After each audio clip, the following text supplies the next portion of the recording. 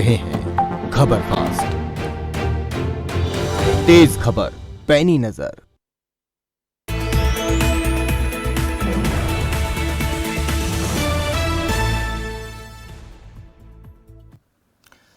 नमस्कार, खबर फास्ट पर सवाल आपका लेकर मैं हूं भविष्य त्यागी। पंजाब में आम आदमी पार्टी ने प्रचंड बहुमत से सरकार बनाई। इसके साथ साथ दिल्ली में अरविंद केजरीवाल अपने फैसलों से सबका ध्यान अपनी ओर लगातार खींच रहे हैं। साल 2020 में केजरीवाल सरकार ने दिल्ली को पहला सैनिक स्कूल देने का ऐलान किया था। उस ऐलान को दिल्ली सरकार अमली जामा पहनाने में लगी है और देशभक्त बजट पेश करने के बाद केजरीवाल सरकार ने देशभक्ति पर एक और दांव चल दिया है। दरअसल शहीद आजम भगत सिंह की शहादत के मौके पर केजरीवाल सरकार दिल्ली के पहले सैनिक स्कूल का नाम रखने जा रही है। खैर, दिल्ली में खुलने वाले इस सैनिक स्कूल में 9वीं और 11वीं कक्षा के लिए 200 सीटें हैं, जिनके लिए सरकार के पास 18,000 आवेदन आ चुके हैं। सवाल यह है कि क्या सैनिक स्कूल में सीटों की संख्या कम है और क्या दिल्ली के उन सभी छात्रों को यह सैनिक स्कूल वो मंच दे पाएगा जो सेना और सशस्त्र बलों में सेवाएं देना चाहते हैं। क्या दिल्ली सरकार के लिए सैनिक स्कूल में सीटों की संख्या एक चुनौती के तौर पर सामने खड़ी है? यही आज सवाल आपका।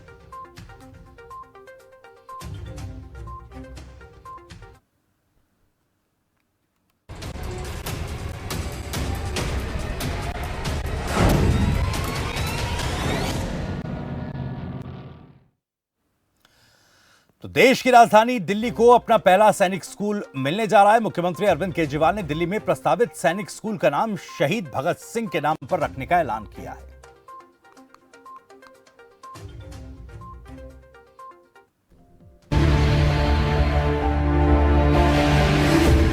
दिल्ली सरकार ने साल 2020 में दिल्ली में सैनिक स्कूल बनाने का ऐलान किया था और भगत सिंह के शहादत दिवस के मौके पर दिल्ली के सीएम अरविंद केजरीवाल ने इस स्कूल का नाम शहीद भगत सिंह के नाम पर रखने का ऐलान किया।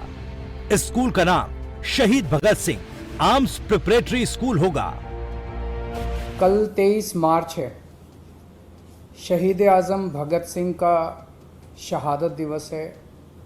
कल ही के दिन भगत सिंह, राजगुरु, सुखदेव तीनों को फांसी पे लटका दिया गया। तीनों ने देश के लिए, देश को आज़ाद कराने के लिए अपनी जान कुर्बान कर दी। इस मौके के ऊपर दिल्ली सरकार आज एक महत्वपूर्ण घोषणा करने जा रही है। आप सबको पता है कि 20 दिसंबर पिछले साल 20 दिसंबर 2021 को हमने कैबिनेट ने निर्णय लिया था और हमने ऐलान किया था कि दिल्ली में एक स्कूल बनाएंगे, ऐसा स्कूल बनाएंगे जहां पे बच्चों को फौज में भर्ती होने की ट्रेनिंग दी जाएगी। उनको ट्रेनिंग दी जाएगी ताकि वो एनडीए में, नेवी में, एयरफोर्स में भर्ती हो सकें। उसके लिए उनको तैयार किया जाएगा, एक स्पेशल किस्म का स्कूल तैयार किया जाएगा। उस स्कूल का नाम हमने तय किया है कि उस स्कूल का नाम शहीद आजम भगत सिंह के नाम पे रखा जाएगा। उस स्कूल का नाम होगा Shaheed Bhagat Singh armed forces preparatory school. Delhi के झरोड़ा कला में 14 एकड़ में बनने वाले स्कूल में फौज, एनडीए और अन्य सशस्त्र सुरक्षा बलों के लिए छात्रों को तैयार किया जाएगा।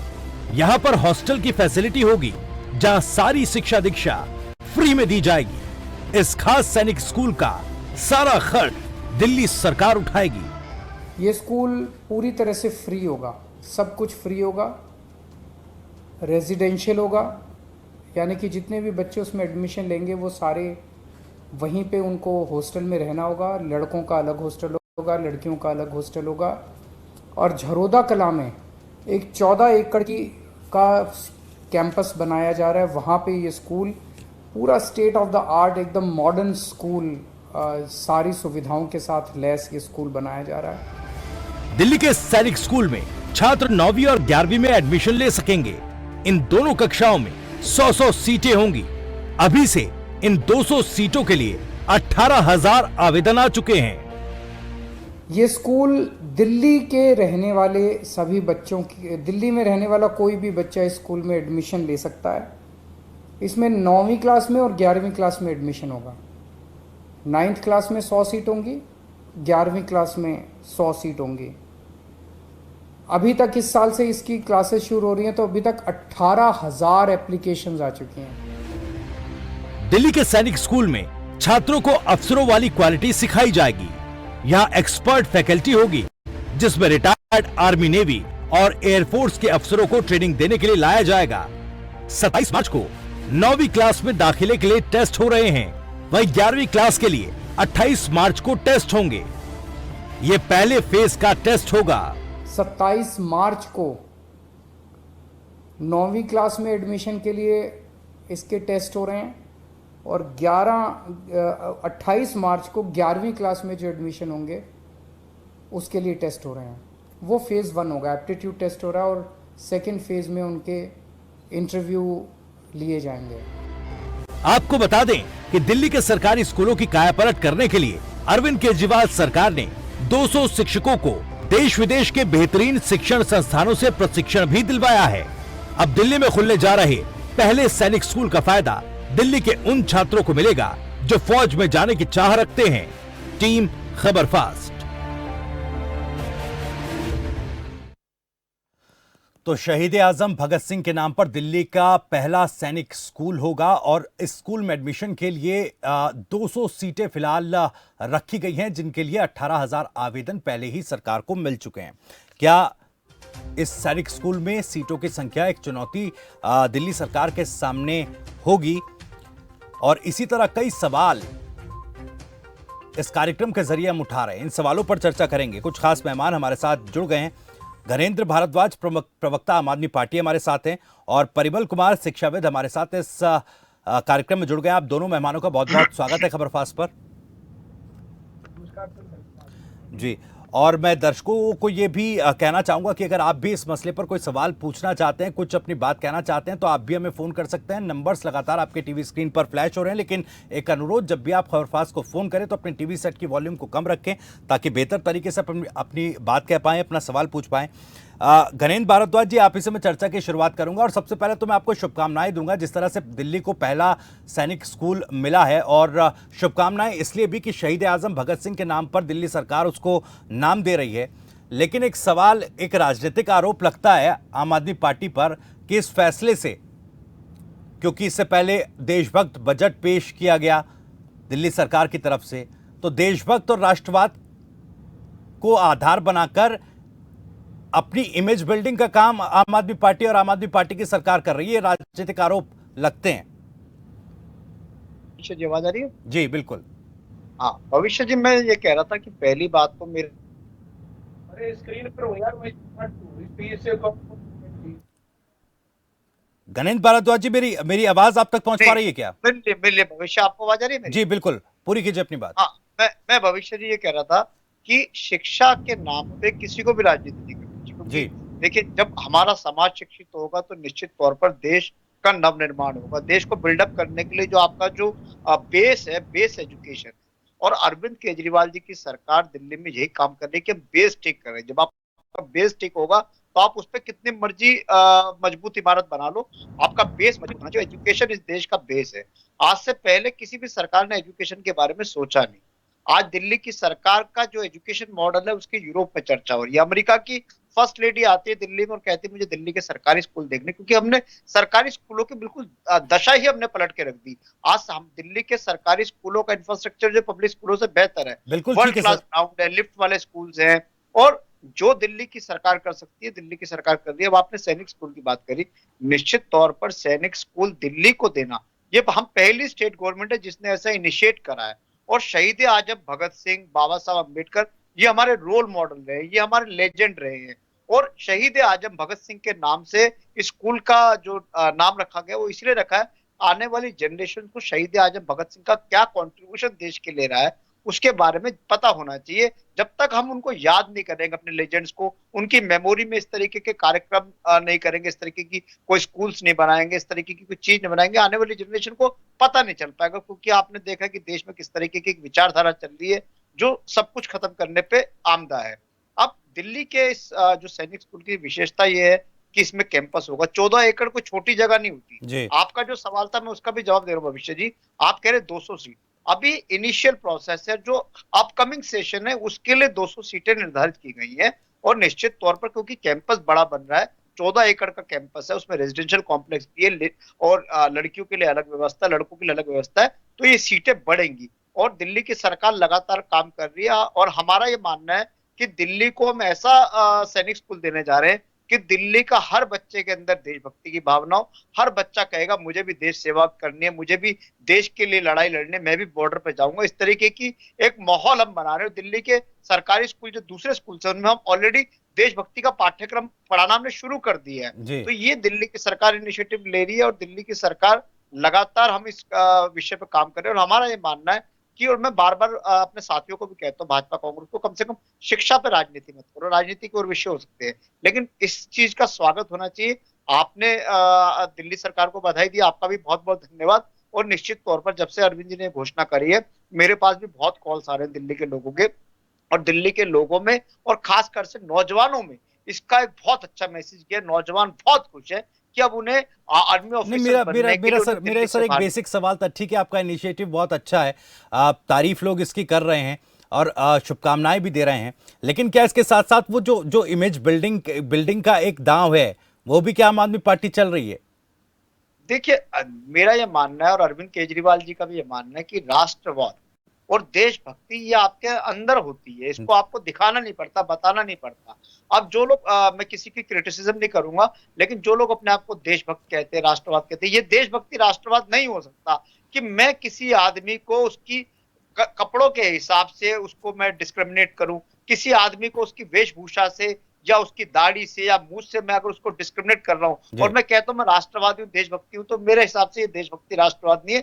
देशभक्ति राष्ट्रवाद ये है कि आप अच्छी शिक्षा दो, बच्चों को अच्छी एजुकेशन मिले, बुजुर्गों को अस्पताल मिले, महिलाओं को सुरक्षा और सम्मान मिले। यही सबसे बड़ी देशभक्ति और यही सबसे बड़ा राष्ट्रवाद है और हम उसी दिशा में दिल्ली में भी काम कर रहे हैं। पंजाब की हमारी सरकार भी यही काम कर रही है। आज भी भगवंत मान जी ने 35,000 जो कॉन्ट्रेक्चुअल कर्मचारी उनको पक्का करने की घोषणा करी है। ठीक है सर, ठीक है, मैं लौटूंगा आपके पास। मैं परिमल कुमार जी को भी इस डिबेट में शामिल करूंगा, लेकिन उससे पहले एक कॉलर हमारे साथ जुड़ गए हैं, मैं उनको ले लेता हूं। करीम खान मध्य प्रदेश से हमारे साथ हैं। करीम, बहुत बहुत स्वागत है, रखिए अपनी बात।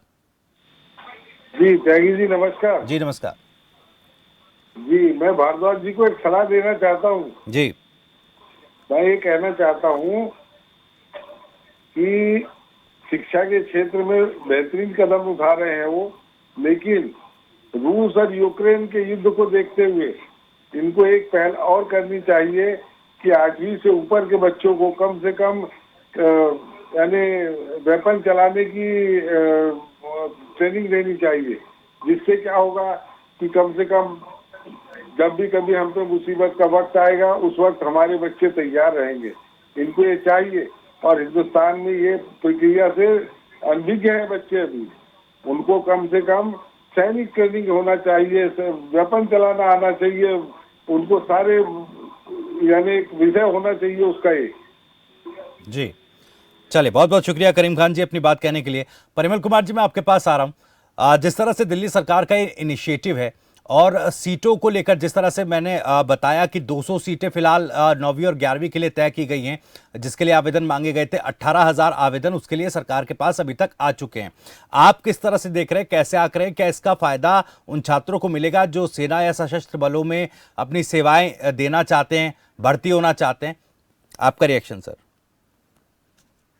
तो बहुत अच्छी बात है कि शहीद आजम भगत सिंह का नाम जो है एजुकेशन से जोड़ा जा रहा है। ये बहुत ही अच्छी पहल है। शहीद आजम भगत सिंह के नाम से एक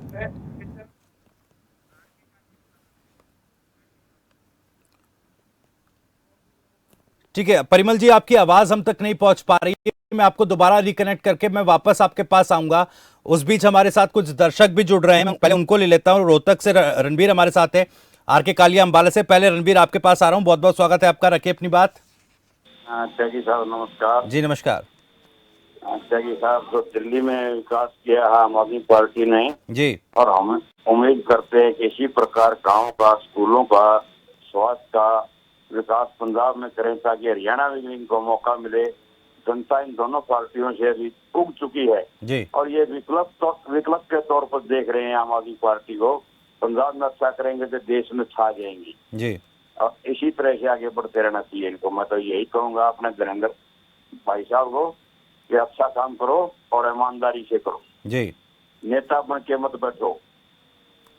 जी बिल्कुल ठीक है सर, बहुत बहुत शुक्रिया आपका अपनी बात कहने के लिए। आर के कालिया भी हमारे साथ अंबाला से जुड़ गए। कालिया साहब बहुत बहुत स्वागत है, रखिए अपनी बात। नमस्कार जी। जी नमस्कार। मेरे अजीज भाई त्यागी साहब, बात ये है, बहुत अच्छी सोच है, बहुत अच्छी शुरुआत है जी। देखिए, हर जो भारतवासी है, हर देशवासी है, पहले दो चीजें चाहिए उनको, दो चीजें चाहिए जी। शिक्षा और स्वास्थ्य। सब बाद में, बाकी बातें। जी। शिक्षा और स्वास्थ्य, इरादा अगर हो तो सब चीज मुमकिन है। जो भाई ने मेरे बात कही, प्रवक्ता ने, आप पार्टी के, मैं इनसे इत्तेफाक रखता हूं। राष्ट्रवाद वो है जो सबके हित की बात करे। जी बिल्कुल ठीक। फिलहाल बहुत बहुत शुक्रिया आर के कालिया साहब अपनी बात कहने के लिए। परिमल कुमार जी मैं आपके पास आ रहा हूं, आप मेरी आवाज सुन पा रहे हैं? हाँ जी, हाँ जी बिल्कुल सर। दिल्ली सरकार के इस फैसले को कैसे आप देख रहे हैं, मेरा सवाल ये था। और सीटों को लेकर जो है ऐसा लग रहा है कि कम सीटें तय रखी गई हैं, 18,000 आवेदन आ चुके हैं, तो किस तरह से ये गैप सरकार फिल कर पाएगी? ये क्या एक चुनौती है ये सरकार के सामने? इस पर रिएक्शन चाहूंगा आपका। देखिए सर, जो है, जो शहीद आजम भगत सिंह को जो है नाम दिया गया है स्कूल का, तो ये बहुत बड़ी बात है सर। शहीद आजम भगत सिंह को जो है एजुकेशनल इंस्टीट्यूट से जोड़ा जाना बहुत अच्छी बात है। वहां पर बच्चे पढ़ेंगे। अभी 9th और 11th क्लास में एडमिशन हो रहे हैं। थोड़े से दिनों में उसमें जो है 6ठी 7वीं 8वीं से जो है एडमिशन भी होंगे, और उस टाइम पर जो है सीट्स बढ़ भी जाएंगी सर। जैसे कोई भी इंस्टीट्यूशन स्टार्ट होता है सर, उस टाइम पर एकदम से जो है बहुत ज्यादा सीट्स मेरे ख्याल से करनी भी नहीं चाहिए, और शुरुआत में थोड़ी सी चीजें रहेंगी, वहां से जो है धीरे धीरे मैनेजमेंट सही होगा और फिर नंबर ऑफ सीट्स इंक्रीज हो जाएंगी। ऐसा मेरा मानना है। मुझे जो है, मैं श्योर तो नहीं हूं कि ऐसा ही करेंगे, लेकिन ऐसा होगा जरूर। हर एक इंस्टीट्यूशन में इसी तरीके से होता है, जब स्टार्ट करते हैं तो कम सीट होती है और बाद में ज्यादा होती है।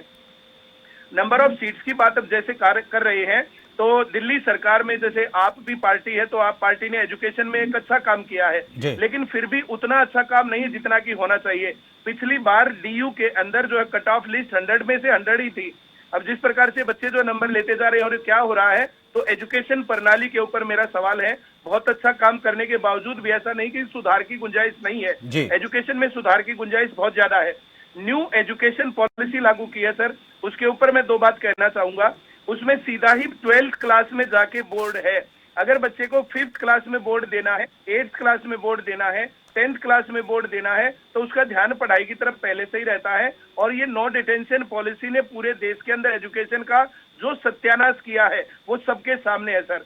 पढ़ाई का हाल क्या हो गया है, बच्चों का पढ़ाई लिखाई से कनेक्शन कितना दूर हो गया है। अब जो है कुछ बातों को छोड़ करके देखें तो पूरे देश में पढ़ाई का हाल बहुत खराब है। इसके ऊपर मैं कहूंगा सर कि आम आदमी पार्टी पंजाब में भी बहुत अच्छी जो है मार्जिन से जीती है, और दिल्ली में भी बहुत अच्छे मार्जिन से जीती है, सरकार है, ऊपर तक आवाज जाती है। तो एजुकेशन पॉलिसी के ऊपर केजरीवाल जी को जो बोलना चाहिए, और भाई साहब जो है यहाँ पर है गरेंद्र जी, तो इनको भी इसके ऊपर आवाज उठानी चाहिए कि जो ये नो डिटेंशन पॉलिसी थी ये पूरी खत्म करनी चाहिए। 5वीं 8वीं 10वीं और 12वीं का बोर्ड लागू करना चाहिए। इसके बाद जो है ना, जैसे अभी पंजाब सरकार की बात हो रही थी, 35,000 कर्मचारियों को जो है जो कॉन्ट्रैक्ट पर थे उनको परमानेंट किया गया। जो कॉन्ट्रैक्ट के कर्मचारी होते हैं सर, वो किसी भी रूल्स रेगुलेशन से सिलेक्शन नहीं लेते, वो किसी न किसी जोड़ जुगाड़ और इस प्रकार से सिलेक्शन लेते हैं। सिलेक्शन के अंदर सही तरीका है कि कंपटीशन के आधार पर सिलेक्शन किया जाए। कल ही जो है वहां पर जो पहली कैबिनेट मीटिंग हुई थी, 25,000 कर्मचारियों की भर्ती निकाली। ये काबिले तारीफ है, बहुत अच्छी बात है। उन्होंने अपना पहला वादा निभाया और उम्मीद करेंगे कि आगे के वायदे भी निभाएंगे। बात हो रही थी शिक्षा की और स्वास्थ्य की, इसके ऊपर दिल्ली में काफी अच्छा काम हुआ है, लेकिन सुधार की गुंजाइश फिर भी है। और मैं एक बात और कहना चाहूंगा इस बात के साथ सर, जैसे सैनिक स्कूल खुल रहा है, तो इस प्रकार के सैनिक स्कूल और भी खोले जाने चाहिए। दिल्ली में बहुत सारे बच्चे तो दिल्ली से बाहर के आके भी पढ़ते हैं, तो उस हिसाब से भी राजधानी को तैयार होना चाहिए कि दिल्ली के अंदर जो क्वालिटी ऑफ एजुकेशन है वो बाकी देश की बजाय ज्यादा अच्छी है। उसके चलते पूरे देश के स्टूडेंट्स वहाँ आते हैं, उसके कारण वहाँ के स्कूल कॉलेज यूनिवर्सिटीज के ऊपर प्रेशर ज्यादा रहता है। तो इसलिए वहाँ पर स्कूल, कॉलेजेस और यूनिवर्सिटी की संख्या बढ़ाई जानी चाहिए जी। जैसे डीयू के अंदर भी सीट्स बढ़ाई जानी चाहिए, जेएनयू में भी सीट्स बढ़नी चाहिए। अभी जैसे आप बात कर रहे थे सैनिक स्कूल खुल रहा है, 200 सीट्स है, तो धीरे धीरे इसको भी बढ़ाया जाना चाहिए। ठीक है सर, जवाब ले लेते हैं। एजुकेशनल इंस्टीट्यूट खोले जाने चाहिए। ठीक है सर। घनेन्द्र भारद्वाज जी, जैसा परिमल कुमार साहब कह रहे थे कि ठीक है, जब पहले इंस्टीट्यूट कोई खुलता है, एजुकेशनल इंस्टीट्यूट, सीटें कम होती है, आगे जाके वो सीटें, क्योंकि और भी कक्षाओं के लिए पाठ्यक्रम उसमें चालू होगा तो सीटें आमतौर पर बढ़ती हैं, ये एक स्ट्रक्चर रहता है। तो क्योंकि देखिए, जैसे परिमल कुमार जी ने एक बात कही कि दिल्ली एक ऐसा स्टेट है जहाँ पर बाहरी राज्यों से भी आकर बच्चे पढ़ते हैं, तो क्या वाकई इन सीटों को बढ़ाए जाने पर फोकस रहेगा? और दूसरा ये, क्या और सैनिक स्कूल की स्थापना दिल्ली में सरकार करेगी? और जिस तरह से एजुकेशनल पॉलिसी को लेकर परिमल कुमार जी ने सवाल उठाया था, उसका भी आप जवाब दीजिएगा। देखिए, परिमल जी ने कई सवाल करे जी, और उनमें ज्यादातर सवाल जो थे वो केंद्र की सरकार से रिलेटेड थे। जैसे दिल्ली यूनिवर्सिटी है जी, दिल्ली यूनिवर्सिटी हमारे पास है ही नहीं। दिल्ली यूनिवर्सिटी केंद्र सरकार के अंतर्गत आती है। जवाहरलाल नेहरू यूनिवर्सिटी केंद्र सरकार के अंतर्गत आती है। इन पे हमारा कोई भी कंट्रोल नहीं है। इस तरीके की कई यूनिवर्सिटीज है दिल्ली में जिन पे हमारा कंट्रोल नहीं। जो हमारे कंट्रोल की यूनिवर्सिटी है, अभी हमने स्किल यूनिवर्सिटी बनाई, अभी हमने टेक्निकल यूनिवर्सिटी बनाई, उसके अलावा 8 हमने यूनिवर्सिटी बनाई, यहाँ तक कि टीचर्स यूनिवर्सिटी बनाई, स्पोर्ट्स यूनिवर्सिटी बनाई। निश्चित तौर पर जो हमारी जुरिसडिक्शन में यूनिवर्सिटीज हैं उन पे हम काम कर रहे हैं, उन पे हम कोशिश कर रहे हैं कि दिल्ली के लोगों को तो मिले मौका, बाहर के लोगों को मिले, और उसमें सबके लिए कॉमन है। इस सैनिक स्कूल की जो आपने बात करी, सैनिक स्कूल में निश्चित तौर पर हमें और स्कूल बनाने पड़ेंगे। सैनिक स्कूल की कैपेसिटी भी हम बढ़ाएंगे। लेकिन दिल्ली के अंदर एक प्रॉब्लम है जो मैं परिमल जी आपको बताना चाहता हूँ कि दिल्ली के अंदर लैंड हमारे पास नहीं, लैंड केंद्र सरकार के पास है, डीडीए के पास है। हम डीडीए से बार बार लैंड मांगते हैं, हमें लैंड नहीं मिलती। कई हमारी दिल्ली में एक अलग तरीके की परिस्थिति चल रही है। लेकिन निश्चित तौर पर जो आपके सुझाव है उन पर हम गौर करेंगे और जो भी हमसे बेस्ट बन पाएगा एज अ गवर्नमेंट हम उसको डिलीवर करने की कोशिश करेंगे। मैंने पहले भी कहा है कि दिल्ली सरकार एजुकेशन के लिए कमिटेड है। हम एक बेटर हम वर्ल्ड क्लास एजुकेशन देने के लिए हमारी कमिटमेंट है, हम दे रहे हैं, हम कर रहे हैं। आज दिल्ली के सरकारी स्कूलों का जो करार है वो एजुकेशन इंटरनेशनल एजुकेशन बोर्ड के साथ है। हमने अपना अलग बोर्ड अभी हमने बनाने की बात करी, अलग बोर्ड भी हमारा बन गया है और जल्दी अलग बोर्ड की चीजें सामने आ जाएंगी। तो दिल्ली की सरकार लगातार काम कर रही है और निश्चित तौर पर पंजाब के अंदर भी हम अच्छा काम कर रहे हैं। देखिए, अरविंद केजरीवाल और आम आदमी पार्टी का जो बेस है, हमारा बेस ही एजुकेशन और हेल्थ है। अगर किसी भी देश को बिल्डअप होना है, बगैर एजुकेशन, बगैर हेल्थ इंफ्रास्ट्रक्चर के आप नहीं बिल्डअप हो सकते। ये और हम दिल्ली में इसी तरीके का काम कर रहे हैं। पंजाब में भी हमारी पार्टी ये है। आज दिल्ली के education model, health care model की चर्चा विदेशों में हो रही है। विदेशों के राष्ट्राध्यक्ष आते हैं, दिल्ली का मोहल्ला क्लिनिक देना चाहते हैं। मोहल्ला क्लिनिक के बारे में आपको हमें गणेश जी, एक सवाल मेरा पाठ्यक्रम को लेकर होगा। जो दिल्ली में सैनिक स्कूल खोला जा रहा है, इसका पाठ्यक्रम को लेकर मैं सवाल ये कर रहा हूं कि किस तर्ज पर ये पाठ्यक्रम स्टैब्लिश किया जाएगा? जो बाकी सैनिक स्कूल अलग अलग राज्यों में चल रहे हैं या फिर जो मिलिट्री स्कूल चल रहे हैं, क्या उसी तर्ज पर पाठ्यक्रम होगा या फिर कुछ अलग दिल्ली सरकार इसमें ऐड करना जा रही है? देखिए, निश्चित तौर पर भविष्य जी, क्योंकि हमारे सैनिक स्कूल बनाने का मकसद ये है कि हमारे स्कूल में जो बच्चे पढ़े उनको आर्मी के अंदर ऑफिसर्स के जो भी एग्जाम्स होते हैं, एनडीए वाले हो, दूसरे एग्जाम्स हो, उनके लिए तैयारी करवानी। तो निश्चित तौर पर जो मिलिट्री स्कूल में पढ़ाया जाता है, जिस तरीके की मिलिट्री स्कूल्स में ट्रेनिंग होती है, जिस तरीके के दूसरे सैनिक स्कूल्स में ट्रेनिंग होती है, जिस तरीके का उनका एकेडमिक मेथड्स है और जिस तरीके की उनकी फिजिकल ट्रेनिंग्स है, ये सब उस पाठ्यक्रम में शामिल होगा। हमारे यहाँ से बच्चा निकलेगा तो हमारे यहाँ से ऑफिसर्स बन के निकले, उसको आगे जाने कॉम्पिटिटिव एग्जाम जब देगा वो फोर्स के, तो उसका बेहतर तरीके से वो अपनी चीजों को परफॉर्म कर पाए। वो सारी चीजें उसमें एकेडमिक भी है, उसमें फिजिकल ट्रेनिंग भी है और उसमें जैसे भी साथी ने बताया कि वेपन ट्रेनिंग वगैरह सब हम उसमें देंगे। ठीक है सर, और निश्चित तौर पर सर, मैं वापस लौट रहा हूं, एक बार परिमल जी को शामिल करूंगा। परिमल जी, जो बाकी स्टेट्स में जो आर्मी, मैं कहूँगा जो सैनिक स्कूल हैं, आर्मी स्कूल्स हैं, कितने प्रतिशत बच्चे उसमें पढ़ने के बाद औसतन जो है इन सेवाओं के लिए चयनित हो जाते हैं? और क्या एक तरीका ये भी हो सकता है कि जैसा दिल्ली सरकार बाकी सरकारी स्कूलों को लेकर दावे करती है, उनमें भी इन चीज़ों को बढ़ावा देना चाहिए ताकि जो एक गुंजाइश सीटों में बच जाती है या अलग अलग तरीकों से बच जाती है उसको पूरा किया जा सके? परिमल कुमार जी। सर, इसके पर जो है ना, जैसे कुंजपुरा में हरियाणा में जो है सैनिक स्कूल चलता है, और जैसे जो है कई मेरे जो है नॉन है जो एनडीए में जो है अच्छी पोस्ट पर निकल गए हैं, जैसे प्रमोशन करके जो है हायर जो है लेवल पे पहुंच गए हैं, उन लोगों से जैसे कई बार बातचीत होती है तो वो ये बताते हैं उसके अंदर 40 to 60% बच्चों का जो है आर्मी में सिलेक्शन हो जाता है, और जो बाकी लोग होते हैं फिर वो बाकी कहीं ना कहीं सिलेक्शन ले जाते हैं। सर देश में केंद्रीय विद्यालय चल रहे हैं, बहुत बढ़िया है, देश में जेएनवी चल रहे हैं, बहुत बढ़िया है सर, लेकिन देश में जो केंद्रीय विद्यालय और जेएनवी की जो क्वालिटी है ना, वो क्वालिटी बाकी जगह पर मेंटेन नहीं है। और दिल्ली में पिछले 5 साल में जो दिल्ली सरकार के अंतर्गत स्कूल आते हैं उनका विश्व स्तर पर नाम है, ये बहुत बढ़िया बात है। और जिस बात के लिए आम आदमी पार्टी बनी थी ये काम हुआ, लेकिन दिल्ली में जो एमसीडी के स्कूल है, फिर से भाई साहब कहेंगे भाई वो हमारे अधिकार का क्षेत्र नहीं है, बाकी चीजें, लेकिन वहां पर सरकार का जो है ना पढ़ाई का बहुत बुरा हाल है। उसके अलावा मैं बात करूं तो हरियाणा के अंदर, यूपी के अंदर, बिहार के अंदर HUNDS संडा इस प्रकार की जो वीडियोस कितनी वायरल होती है, वहां पर एजुकेशन के ऊपर गड़बड़ है। सर ने अभी बताया कि वो जो है जैसे केंद्र सरकार से रिलेटेड इशू है, तो केंद्र सरकार से रिलेटेड इश्यूज भी दिल्ली सरकार को उठाने चाहिए। और ये बात जैसे भी जो भी मंच होता है भाई, जो संसद में भी जो पार्टी है और 5 जो है MP जो है जो वहां से भी पहुंच रहे हैं, पंजाब से भी बहुत जल्दी, तो वे लोग भी वहां पर जाकर के इस बात को उठाएं कि जो क्वालिटी है दिल्ली वाली, दिल्ली यूनिवर्सिटी की, ये क्वालिटी हर जगह मेंटेन होनी चाहिए। न्यू एजुकेशन पॉलिसी के अंदर टीचर्स ट्रेनिंग की जो बात हो रही है, तो उस लेवल के लेक्चरर, प्रोफेसर्स और वो सारी चीजें और वो सुविधाएं हर जगह पर डेवलप होनी चाहिए, और हर जगह पर जो है पढ़ाई का ये स्तर सुधरना चाहिए। मैं बहुत खेद के साथ कह रहा हूँ, पिछले 5-7 साल से हम लगातार आवाज उठा रहे हैं इसके ऊपर, लेकिन उतना सुधार की बात दिखी नहीं है। अभी जो है जैसे बहुत आवाज उठाने के बावजूद भी जो नई शिक्षा नीति है उसके अंदर सीधा 12वीं क्लास में बोर्ड होगा। अगर सीधा 12वीं क्लास में बोर्ड होगा तो बच्चे पढ़ाई से दूर रहेंगे।